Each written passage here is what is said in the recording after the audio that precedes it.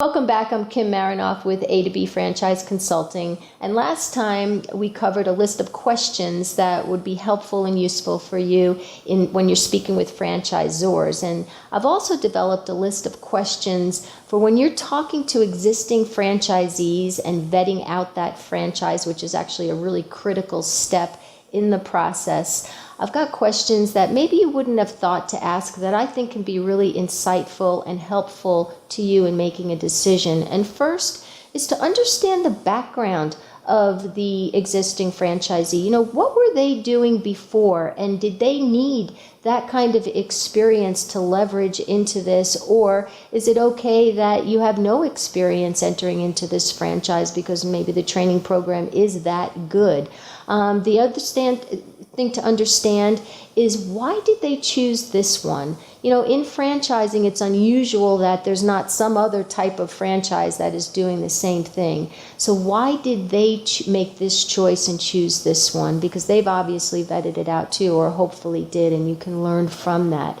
Understanding the training and the support, absolutely critical. Most of these franchise companies have excellent training programs and support, but you want to make sure that the training is extensive and that the support, if you have a question, do you get your answer, and is it timely, and is it easy to go to the corporate office and ask these questions? Another one that you may not think to ask that I think is a really great question is, what is the biggest mistake that they made in their first year of business? That could be hugely helpful for you to learn from other people's mistakes and avoid that.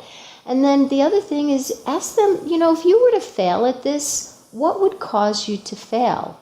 That can be a very insightful question too.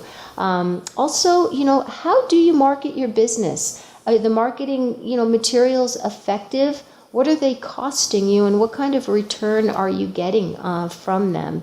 And then the hardest thing, I think, and the most uncomfortable thing for people to ask is understanding what they're doing in sales. I mean, it's hard to ask somebody, so what are your sales? But that is a really important number to understand. And if somebody's not comfortable giving you that number, at least understand the expenses to the business, line by line, what they are paying.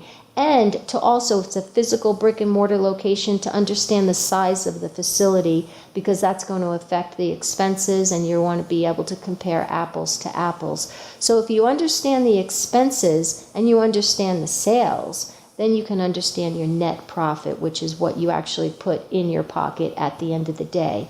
You also want to get an understanding of the ramp-up period of time, the time it took the business to break even. I'm going to cover break even in another video, but it's the point at which all of your costs are covered and you make zero profit. You have to know what that number is. Now, do they have a manager running their business, and how is that going for them, and how much is that manager relying on you or the owner for support, or are they able to rely on that franchise company for their training support and lean on them instead of you? And here's a really good one.